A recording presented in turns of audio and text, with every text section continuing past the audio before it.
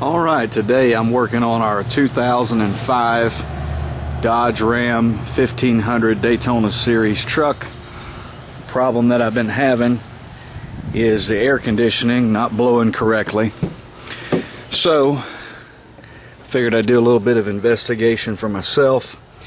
As you can see, I've taken some of the panels already, taken those off, and some of the videos that I've seen on YouTube, I've used those to help me to take some of this apart, but most of it's pretty self-explanatory. It wasn't too difficult to figure out if you know anything about taking anything apart or putting anything together as far as mechanically. As you can see, this piece here is still attached. It's only because during the process of taking everything apart, I had to take this off, and once everything was off, I replugged it back in so that I could take a look at a couple of different things. First of all, it was not blowing cold, as I said, and what happened is when I would crank up the truck, you would hear a clunking noise inside the behind the glove box, and I'm not real sure if everyone has the same issue or if it's just the issue I was having, that particular noise. Either way, the blend door was an issue.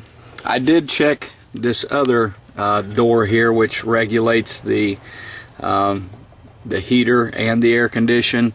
Air condition comes across the top, heater goes across the bottom, and what this does, this motor pulls the door, the top door and bottom door at the same time, and it closes it off. And let's just say that on your thermometer, if you put it halfway on the regulator switch here, what that will do when it's turned on, that is going to move that door in the halfway position. So what I'm going to do right now is I'm going to go ahead and crank the truck up, and I'm going to turn the air conditioner on so that you can see.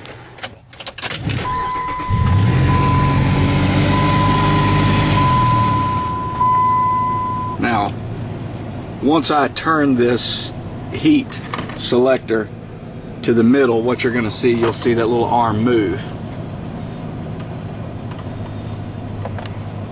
Now, I went ahead and, as one video suggested, and I took this piece off so that I could pull this up and down. I popped this piece off. It took a little bit of work to get this undone, but I popped this little piece out of here so that I could move that up and down, and I could tell whether or not that the door was operable and there wasn't an issue inside of here. I've heard mentioned on other videos that sometimes there is a rear motor. I put my hand back there. Of course, I touched something really hot, so evidently that was the line for the heater core, but there was not another motor, so evidently this particular truck does not have a dual opening door. I was kind of curious about that. I figured that it didn't, since I didn't have a dual selector on the thermometer, but either way, there was no other motor. So once I checked mine, I didn't have an issue with it. Now, just a little word to the wise, something you can do if you want to do this. I took a drill bit, and as you can see, this little hole right here, and I drilled this hole. You got to get real close to this edge so that I could get this screw right here out. That made it a whole lot easier for me. Now, as I saw on one video, and I should have paid attention to, as you'll notice, I've got some tape right here and some tape right here. Obviously, as you can see, my knuckle here, I've already washed my hand, but I took a chunk of skin off of that trying to get up inside of here. Now, this is what I recommend. This is going to be a quick fix, but I'm going to recommend that you take a little bit of this apart so that you can do the blend door in a way that's going to give you cold AC without spending a whole lot of money. Now, first let me say this. In one video that I watched, it is suggested that, at least one of the comments to the video, that you take the fan, which is down here on the bottom, off, and that you reach up inside of there and you grab a hold of the door, and that you pull it, break it in half, and pull it out. Well, folks, I did that, and I do not recommend that you do that unless you're going to plan on replacing the door and spending the money to go to the dealership and get the door and so forth.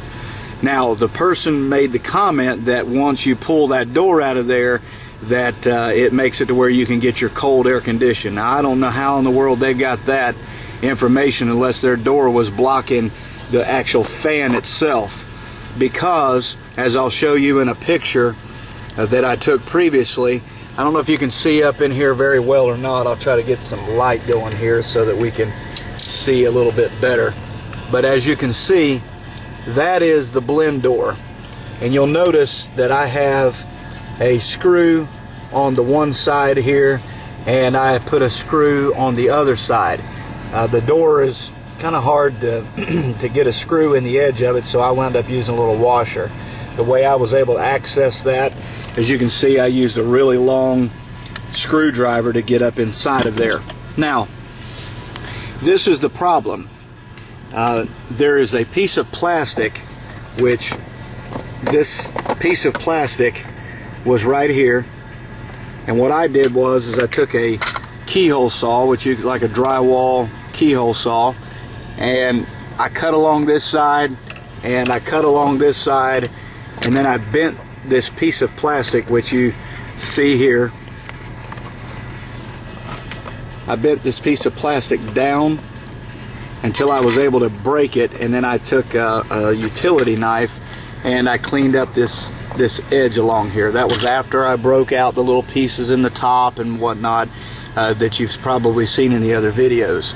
Now, again, my personal recommendation is that you screw the blend door back up in there. Now, that little patch that you see that I put on there, I had to do that because I did what somebody else said, and I broke my door in half, so I had to put a little piece. I just took a little FRP sample that I have. I do acoustical ceilings, and so I had a little piece of and drywall and whatnot, so I had a piece of that in my garage, and I just used that to fix the blend door. The purpose of you having to put this door up like this is because behind that door is where all of your air from outside comes through. Now, how somebody would think on the other video that I've watched that if you break that door out of there that you're going to have freezing cold air and that it's just constantly on recirculate, that's a false statement. That is not true. The truth is that if you break that door out of there, you're going to be sucking air from outside and inside, and you're not going to get the coldest air. Now, I don't care about the air outside. As you'll notice on most vehicles, this vehicle does not come equipped with a recirculate button on it as some do. We've got a Toyota Highlander, and on my Toyota Highlander it has a recirculate button. The purpose of that is it recirculates the air condition that is inside the cab, and if you close this off as I have shown here, you will be recirculating the air, which will give you the coldest air. I don't never take air from outside. I never set my air conditioner to do that. I don't care for that. Personally, to be honest with you, I'm not really interested in going down the road and sucking in the pollution that's outside. I don't smoke cigarettes or anything like that, so that doesn't really make a big difference for me. And I have window louvers on my truck, and so if I need air, I'll just roll the window down a little bit from outside to bring in some air from out there. So bottom line is, you can do this job a whole lot cheaper if all you do is take your blend door. First of all, you'll have to take all this dash apart, as I've already mentioned, and you'll have to cut this out so you'll have access. Put your door up in there, screw it in place so that the air that you're sucking in is coming right in here. Now, you don't have to take the fan out, but I do recommend that if you take this fan out, you take it out for the purpose in case you drop something down in there, that you're not blowing it around inside of there. Now, there's one other thing that I do want to mention here quickly before I run out of time here on my video. You'll notice that there's a space up in here, and you notice some of these speaker wires and whatnot. This is where I'd done a previous radio installation, and there was a factory radio amplifier that went inside of here. It was a real pain in the neck to get out when I took it out the last time. And so once I took that radio out, that amp out of here, it made things a lot easier on this go around once I was able to get up inside of there. Now, this little white piece, you'll want to take this out It's kind of hard to get out of there. You got to wiggle it around because obviously it's got a little snap here that snaps into place. But that goes up inside of here. And I also took the motor off. There's no real reason for that. I may even just sell that on eBay. Who knows? I'm not real sure what I'm going to do with that because I don't need it anymore. It's really insignificant, but that will make it easier for you to get the door up in there, because if that little thing is sticking out, obviously it's going to be difficult to deal with that. Now, somebody had mentioned on a previous video how that there is a lot of screws. You can see here in the floorboard I do have, you know, quite a few screws, but of the few things that I don't like about how Dodge did with their air condition, I can say this about Dodge. Obviously, if you use these little clips that go on most dashes, a lot of times those clips fail. So my hats are off to Dodge because they use screws. I'd rather take a dash apart with screws than I would these clips, because as you can see with these here, a lot of times with these clips I had to redo this here because it was jammed down in there, and a lot of times these clips do not hold like they should. Now I'm going to turn the air condition on so that you can see now that the AC blows. You'll hear it now that this is open more than it was before. The only other thing that I can see that could be potentially an issue is if this sucked a piece of paper or something up into the fan. I don't really see that being a big problem, but if you're that worried about it, instead of going to the dealership and spending hundreds of dollars or even $60 for a new door, you could just put a piece of, go to Ace Hardware, get you a piece of metal screen like you use on a screen door and put that across there, and that would save you a lot of time and save me a lot of money. I haven't put a dime into doing this, only what I've had to use for my tools. And so whenever I'm done with this, my air conditioner is going to be blowing ice cold again, and I won't be sucking air from outside and air from inside. I'll have the coldest air that I can possibly have.